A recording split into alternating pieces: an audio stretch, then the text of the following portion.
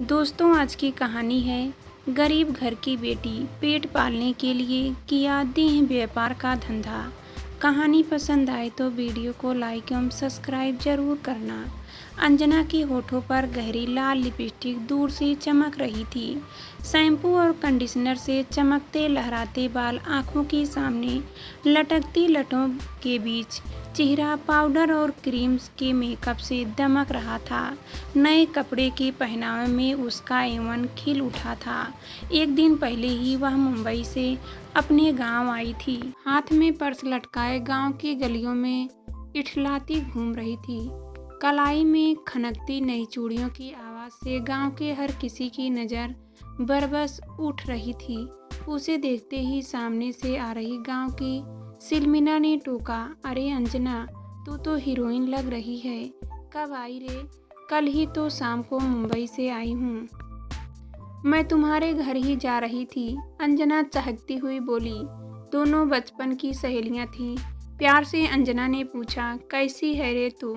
यह सुनकर सिलमिना का चेहरा उतर गया। उदासी से आंखें नम हो गईं। धीरे से बोली, अब तुम्हें क्या बताऊं? अपनी हालत देख ही रही हो। यहाँ ना भरपेट खाने को मिलता है और ना ही पहनने को।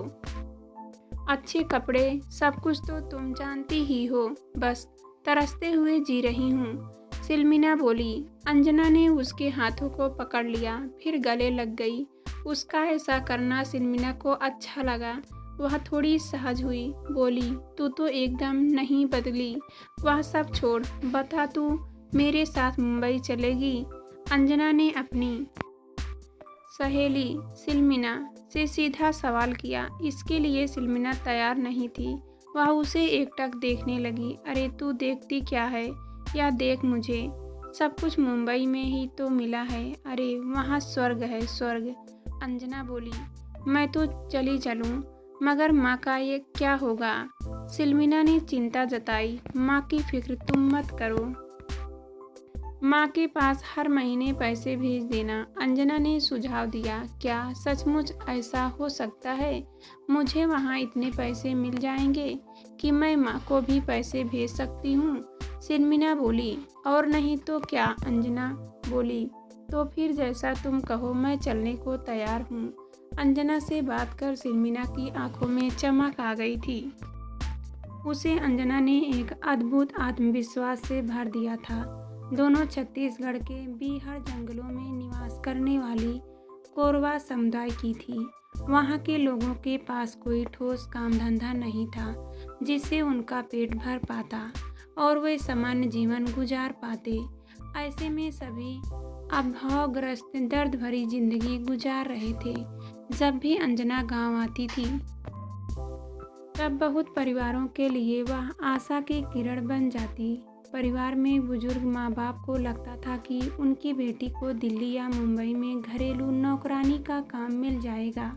सिलमिना अपनी सहेली अंजना के कहने पर मुंबई जाने के लिए तैयारी में जुट गई। उसके अलावा गांव की कुछ और लड़कियां भी तैयार हो गई जो आसपास के इलाके की थी। उन्हें अंजना ने विश्वास दिलाया था कि सभी को मुंबई या दिल्ली में काम मिल जाएगा। जो जहां जाना चाहे चल सकती हैं। उसकी जान पहचान दोनों जगह में काम दिलाने वाले खास लोगों से है। उसके भरोसे पर 14 से 18 साल की उम्र की कुल 16 लड़कियां अच्छी जिंदगी की उम्मीद में गांव से महानगर के लिए निकल पड़ी। उन्हें अंजना ने बताया कि महानगरों में घरेलू काम करने वाली लड़कियां की बहुत कमी है। घर में साफ सफाई करने, कपड़े लत्ते धोने और बर्तन मांजने का काम करना होता है। उसके काम के हिसाब से महीने में पगार मिलता है। खाने और रहने का इंतजाम मालकिन द्वारा ही किया जाता है। उसका पैसा नहीं लगता है। बीच बीच में उपहार भी मिलता रहता है। किसी अतिथि के आने पर वे अलग से पैसे दे जाते हैं। यह सब अंजना समझा ही रही थी कि एक लड़की मधु पूछ बैठी, दीदी और क्या करना होता है? और क्या करना है? घर में बच्चे हों तो उन्हें खिलाओ, घुमाओ और आराम की जिंदगी गुजारो। इन सब के लिए कितने पैसे मिल जाते हैं दीदी? उत्सुकता से मधु ने पूछा। पैसे बहुत मिलते हैं पगली, 5,000 रुपये महीने तो मिलेंगे ही, उसमें तुम्हें एक पैसा खर्च नहीं होगा। बाकी जो मैंने और कुछ बताया उसके अलावा है। अंजना बोली। क्या अंजना की बात सुनकर मधु की आंखें फटी की फटी रह गई। लेकिन तू अभी छोटी है, इसलिए 3,000 ही मिलेंगे।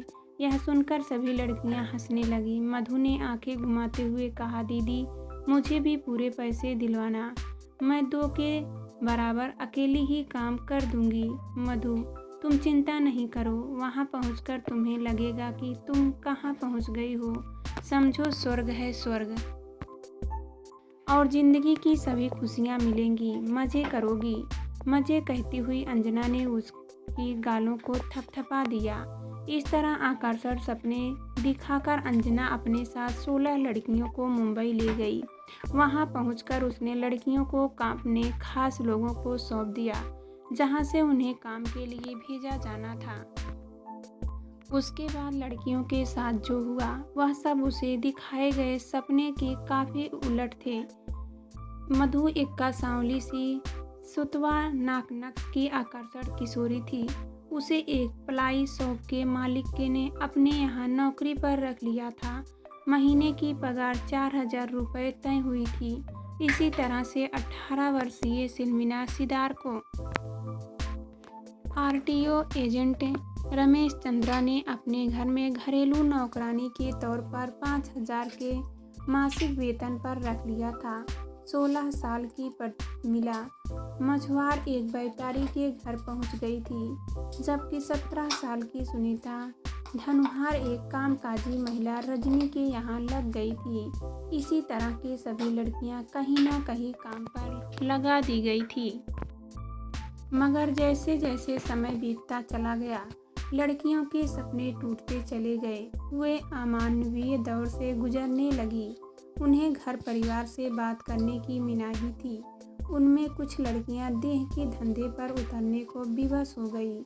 उन्हें पूरी तरह से एहसास हो गया था कि वे पिंजरे में कैद होकर रह गई हैं। उनकी अशिक्षा किसी दुर्भाग्य से कम नहीं था।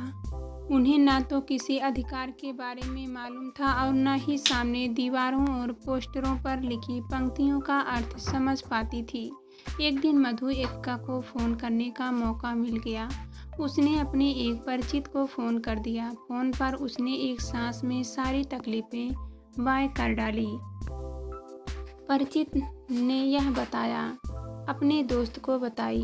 बात पूरी करवा में फैल गई और मामला पुलिस तक जा पहुंचा। पुलिस पर जांच का दबाव भारत सरकार के गृह मंत्रालय से पड़ा। इसका असर हुआ और सभी लड़कियों की बरामदगी हो गई। फिर उन्हें करवा उनके परिजनों को सौंप दिया गया। उन्होंने पुलिस और परिजनों को अपनी आपबीती सुनाई। उसके बाद जो देह व्यापार की दर्दनाक दास्तान सामने आई, उसकी एक झलक इस प्रकार है। छत्तीसगढ़ के अंबिकापुर, रायगढ़, जसपुर जिले में कोरवा जनजात को राष्ट्रपति का संरक्षण प्राप्त है। उन्हें विशेष दर्जा देकर दत्तक संतान का दर्जा दिया गया है। उनके जनजीवन को सुधारने के लिए सरकार की तरफ से कई योजनाएं चलाई गई हैं। फिर भी उनकी आय में गिरावट बनी हुई है। उस समुदाय के बच्चे मुश्किल से 5वीं 8वीं तक पढ़ पाते हैं। उनकी जिंदगी एकदम से ठहरी हुई जंगली वातावरण से उलझ गई है। यही कारण है कि उन पर महानगरों के प्लेसमेंट एजेंसियों की नज़र टिकी रहती है। वे अपना निशाना कमसिन लड़कियों को बनाते हैं और उन्हें दिल्ली, मुंबई, हैदराबाद आदि शहरों में नौकरी के बहाने अपने जाल में फंसा लेते हैं।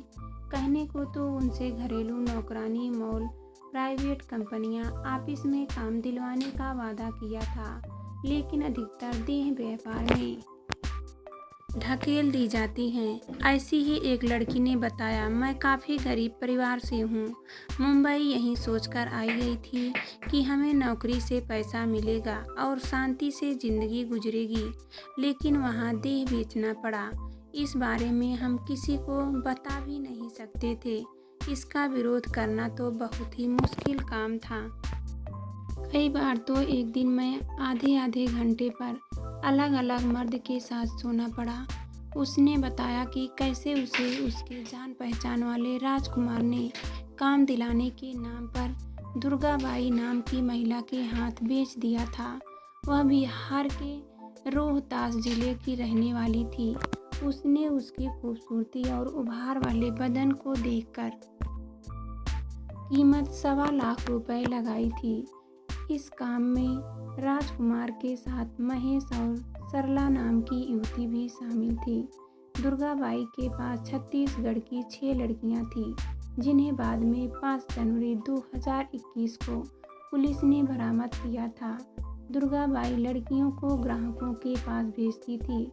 हर ग्राहक से उसे 1,500 से 2,500 रुपये तक मिलते थे, जबकि वह हर लड़की को उसी में से खर्चे के नाम पर 300 से 500 तक देती थी।